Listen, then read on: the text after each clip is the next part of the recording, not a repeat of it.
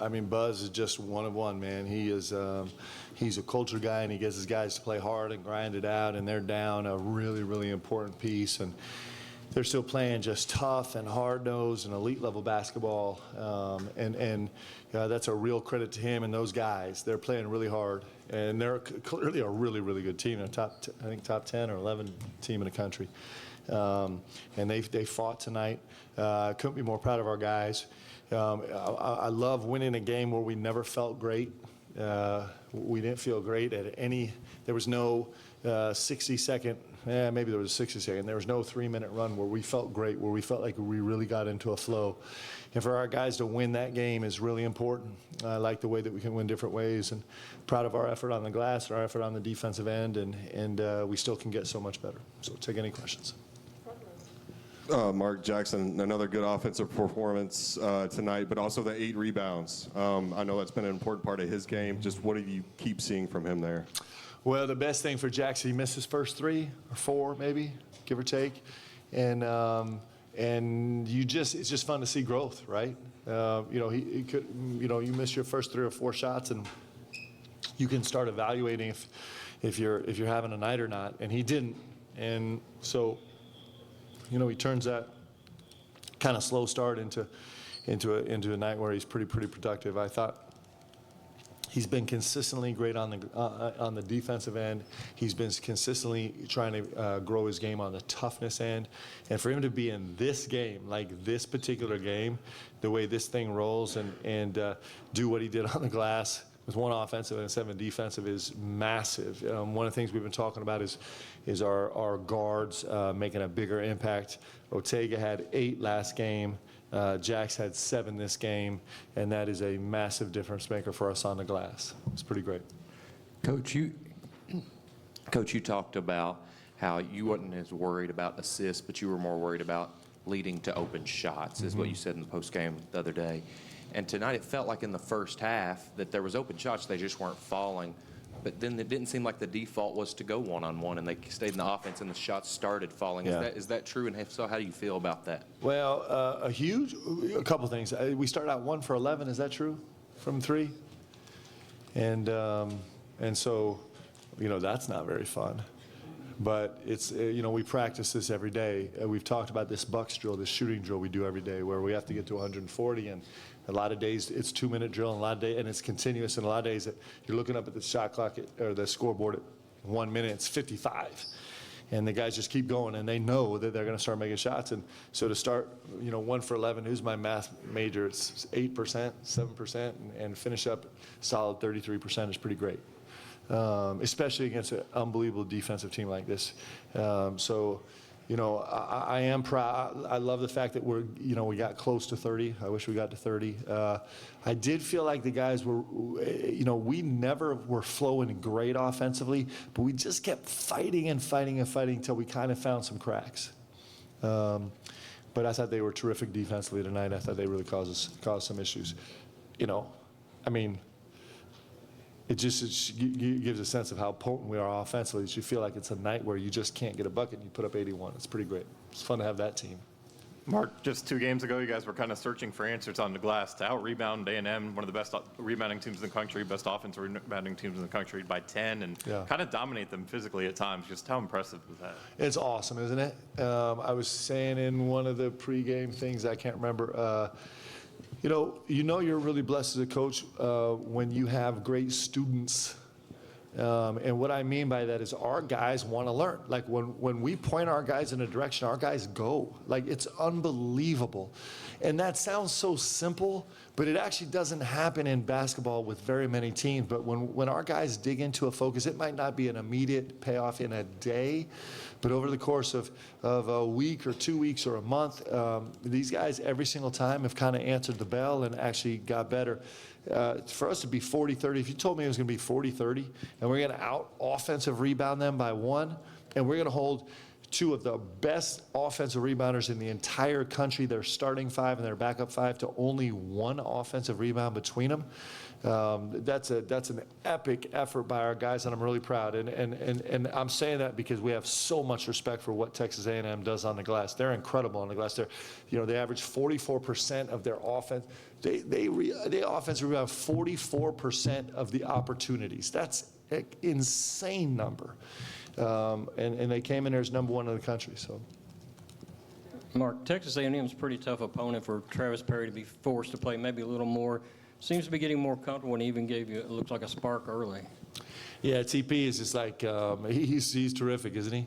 Against a really complicated defense. Like, this is not an easy defense to kind of figure out. Like, what our guys are pretty good at is they're pretty good at figuring out what they're seeing, and we're pretty good about coaching them. And when things change as much as they did with Texas A&M, that's the next step for us, is to be able to really change with the changes.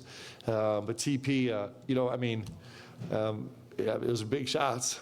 Really big shots, right? They made us feel a whole lot better, and he's got no fear, and he's just going out to play. And it's fun.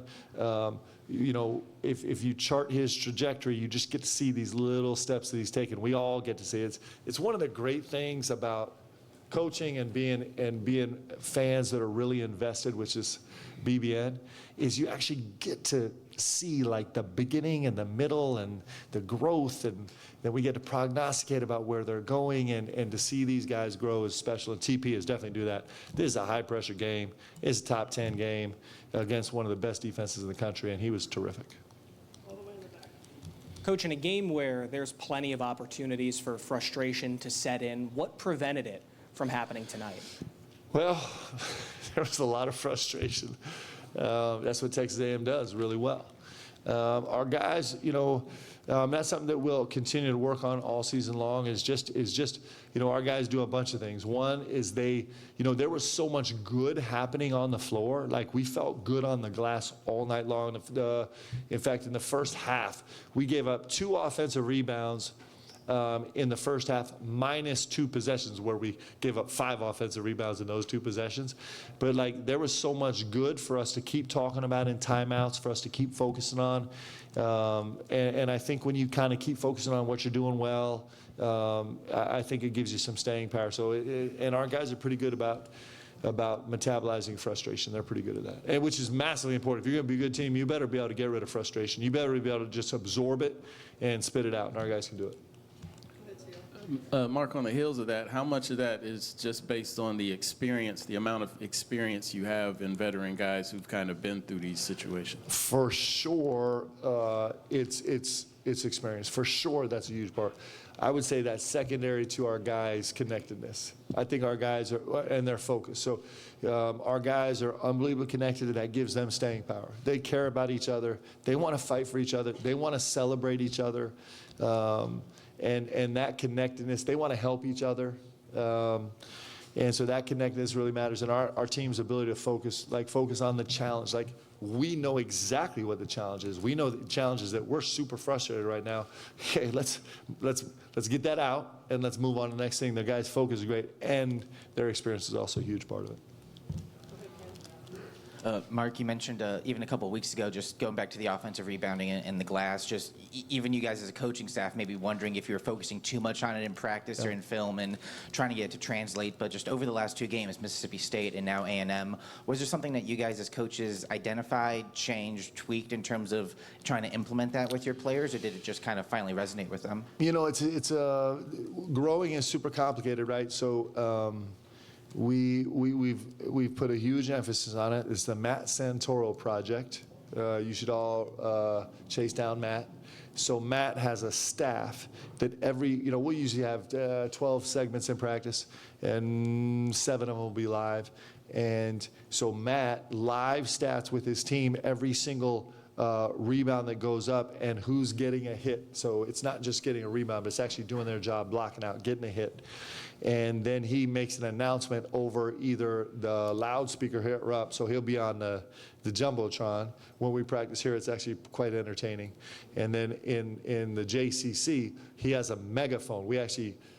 I don't know where he got this thing, but credit to him, he got a megaphone. And so he makes the announcement after every single segment. So we believe what you focus on broadens. And then our staff has done an unbelievable job about, at the beginning, cherry picking unbelievable efforts so our guys could see what it looks like to be successful. And now it's getting easy. And now the guys are having fun with it. And Matt Santoro is handing out a formal certificate. Our genius graphic designer, Addie Feldhaus, is making these incredible certificates. And after every game, the hit champion, on Thursday, we'll present the hit champ of this game with an official certificate. Ansley Almanor is 2 for 2. So we'll see if he goes 3 straight games. But I think what you focus on broadens. I think our staff and our players are doing a great job with it. It's pretty fun. It's really fun when you see these results, yeah? Mark, hey, I know you love stats and numbers, and so here's one for you. Is that 27 points the other day, 22 tonight? It's the most that Jackson's ever scored in a 2-game stretch in his entire college career. So when you throw in who the 2 opponents were and throw in the 8 rebounds tonight, does it feel like to you this is the best you've ever seen him play in kind of a consecutive game stretch? I think it's probably the most well-rounded that I've seen him play. So the 27 and the 22 stand out. 1 game on the road, 1 game here against essentially two top 10 teams. I think 14 and 11, give or take, something like that. I don't know. But it's really not the scoring. It's his contribution on the defensive end. He had a huge defensive play in the guts of the game where he had to pick up the point, and Phelps is devastating off the bounce. Like, he caused Alabama, when you watch the film, he was just causing so much frustration because he was getting downhill every time, and Jackson immediately jumped in, kind of met him with a championship chest, took away the reject, and it was like, this is fine. He's making plays like that consistently on the defensive end. His blind cut from the corner late in the game, 4 minutes, maybe 5 minutes late for the dunk, was a huge play that's an IQ play for a space guy to actually be able to internalize the game and see when defenders are going blind and to make that kind of time it up. It's those plays that I think are setting him apart. It's the 8 rebounds, right? That's the space. It's the resilience of missing his first 3 or 4 shots. And you think, man, was the other night just an anomaly and I'm going back to it? And he didn't. He's like, nope, I'm here to play and I'm going to keep making plays. And so it's all those pieces of his game that are pretty exciting, man. It's just, like I said, it's awesome to watch guys grow, and I've had the great honor and privilege of watching him grow for 3 years. Mark, as part of the rebounding that you discussed earlier with Amari, how much of that discussion involved going and kind of attacking it with 2 hands? And Yeah. It looked like the best he's done with that. Man, he looked like a man-child on the glass, didn't he? My goodness, he was a man on the glass. I was really proud of him tonight. He's, it's interesting.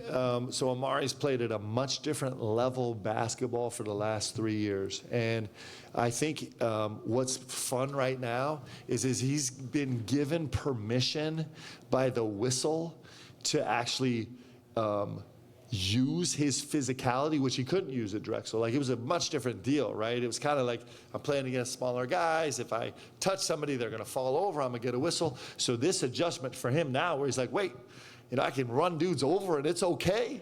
It gets fun. I think he's having a great time, man, and he's fighting for his team. We talked about this after the last game, but he loves his guy. He got just a ginormous, I know that's not a word, but I'm going to use it anyway, a ginormous heart. And he was I thought he was brilliant today. I thought he was so good. He was just a commanding presence on the glass. He was a man among men. That was a bunch of men on the court today. It was super cool. Thanks, guys.